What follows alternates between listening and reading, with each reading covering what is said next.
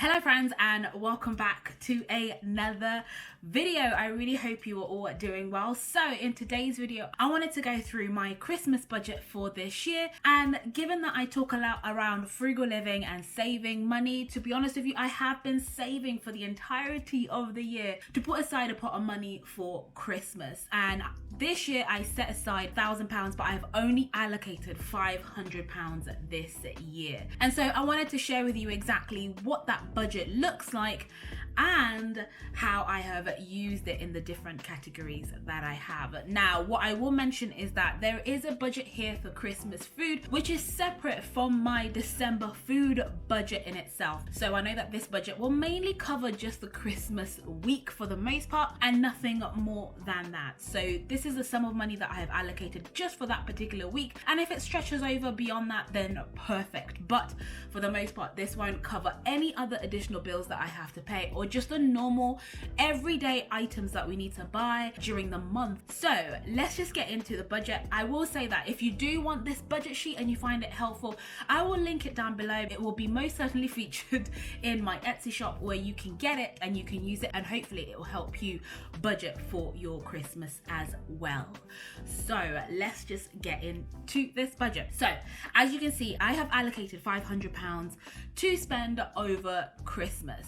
And there are quite a few videos where I talk about how you can set your Christmas budget at the beginning of the year and then start a savings journey towards that. Because of the current situation that we're in, I just thought £500 seems more applicable. And because we are living a frugal life, I am always looking for ways to cut down my budget as much as possible. So I have got £500 available to spend, but I have actually for this most part budgeted only £452, which I think is really, really good. And then obviously as I keep buying things and I carry on, I'm actually going to document my actual spend, and I'm going to see whether or not I can stay within budget or I'll maybe cross over my budget. And then I will do a video later on in the year showing you how I performed against this budget. So the first thing, and usually is the biggest area where you actually spend the most of your money, is around gifts.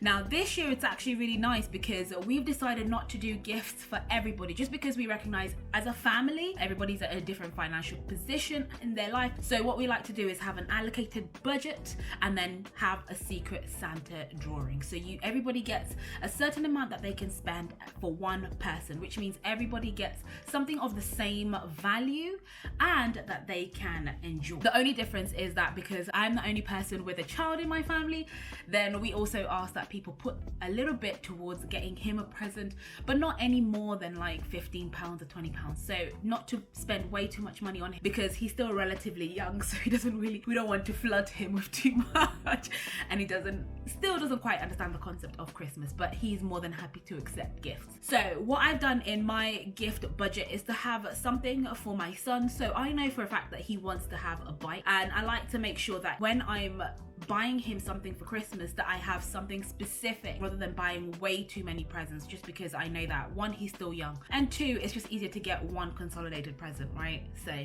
this year I'm going to be getting him a bike, and I've budgeted £50 for it because I found a bike already that I'm going to purchase this weekend and hopefully try and hide it from him. I don't know how I'm going to do that, but that's what I'm going to do. Then I thought I would also budget for some stockings and some fillers, but I've put £30 there, but I still think that's a little bit too much. I think I might actually end up spending less than that, just because I'll probably end up going to Poundland and B&M and just picking up a few things that he likes. So he really likes arts and crafts and anything around that particular area, and he's really enjoyed painting. I don't know if you've noticed, but the paintings above my head here are all paintings that he has done. It's not quite focusing, but those are paintings that he has done. So he really, really enjoys that, and I really, really want to encourage him in that. So I will make sure that I get him that and a few little nicks and knacks just to add on to there. So I've allocated £30, but I don't think I will be using the full £30.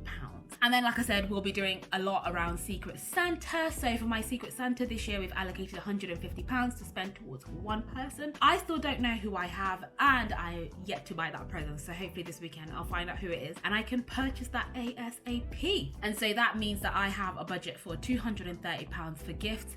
Maybe I should put myself in there and get myself a gift, but I've never done that, and I never ever buy myself anything, so I probably need to think about that. Maybe if I haven't an exuberant amount left over in my budget, then I'll consider that. Then the next category that I have is decor and decorations. Now, usually I don't have a budget for this, but this year we need a Christmas tree and we need lights. And I found a Christmas tree that will work for us, that will be delivered fairly soon, and I spent £25 on it. It is a fake tree, which means I get to keep it for a long time, just because I don't have the space or the capacity to look after a real tree. So I will be getting an artificial one that I will be keeping for a long time. And then obviously you've got the lights as well. So I'm gonna head out to Poundland, and I've put £5 on there. So buy just a few lights that will hopefully wrap around this Christmas tree. I would really like the idea this year of a bare Christmas tree, because I really do like the look of them, but we'll see. I've also put in like £10 for ornaments, just because I actually have a day dedicated for me and my son to make a couple of ornaments and keepsakes. It's part of like our tradition where we can just, you know, do something. So I've budgeted about £10 for that. I've also put £2 for wrapping paper, because I think I will just go to Poundland and pick up 2 lots of wrapping paper, and I will wrap all the presents, basically my son's present, which I probably won't wrap, but just put a bow on it. But for, you know, anything additional like the stocking fillers and whatever I get for my Secret Santa, then I can wrap that. I haven't budgeted for ribbons, because I have an abundance of ribbons in the house that I use for a multitude of things, for birthdays and so forth. I always pick them up when they're on sale, and I just kind of keep them. So I never ever have to worry about that throughout the year. Same with gift bags. This year, I don't give gift bags. I think I just reuse the gift bags that I have if they fit. If not, then you just get a present that's wrapped. And whoever my Secret Santa is will have to figure out how to carry it home. But by that time, they'll have unwrapped it anyway, so it's not a problem. And then I've put in sellotape, because I just need to buy sellotape. I've got scissors and everything else that I need. So that's the only thing that I've budgeted on that. And again, I'll probably pick that up from Poundland. So for decor and decoration, I'm looking at about £43, which to me seems really little, and I'm really happy about that, because we are still on a journey to frugality and a journey to financial freedoms. Then the next category is food and drinks. So I've put only 3 things on here, which is Christmas foods, Christmas drinks, and eating out. Now I have to say that for this particular one, I might have to revise this budget, because I'm not sure how this is gonna work out in reality. So for Christmas food, the way we tend to do it as a family is somebody orders everything that we need, and we just split the bill however many ways we need to do that. So this year we've split the bill, and it's come out to £55 per person, which I think is really, really good, because we have got a whole heap of food and snacks, which is amazing. And it just works out cheaper, because we'll all be in one person's house and we can all enjoy the festivities together without worrying about too much food. Again, this is specifically for the Christmas week. And then I've put £25 for Christmas drink, because everybody will bring whatever it is that they want to add on to that. So I'll quickly take a quick run to Aldi and I'll pick up a few drinks that I will bring with me. But if everybody brings something, then there'll be an abundance of everything, right? So we just kind of share the responsibilities amongst all the adults, and that way no one feels the pressure to be the one to host and to fork out the most. It's a split bill between everybody. And then finally, I've put £100 for eating out, just in case we do want to go out and enjoy a meal at some point during that week, maybe the 28th or the 29th, when no one wants to cook and no one wants to eat any more leftovers. Then we can go out and get some food, but that could also be takeaway. But I haven't figured out whether or not we will use that. That seems really high to me personally, but that was all based around the fact that if the world opened up, then we might have the opportunity to go out and sit down somewhere. But at this rate, that could still be a possibility, but it might not be. So we will see. So for food and drinks, I have allocated a total of £180.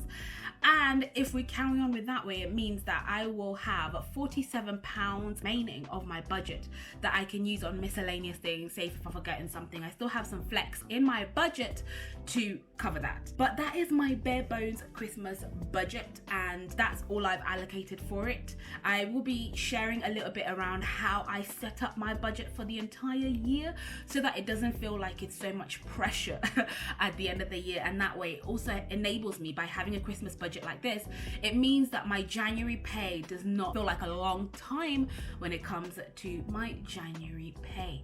But that is my Christmas budget. Let me know what you think. I try to be as realistic as possible without breaking the bank.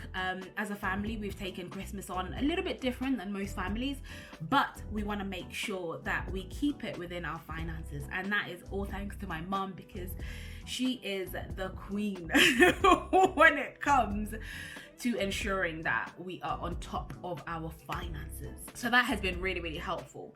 Let me know what you think in the comments below. And of course, if you have enjoyed this video, please make sure to hit that like button and to subscribe and join our community. Please make sure to check out this video, which will show you everything that I am doing around saving money and of course setting my budget and living a frugal life. And until the next video, thank you so much for all your support. Do take care. Bye.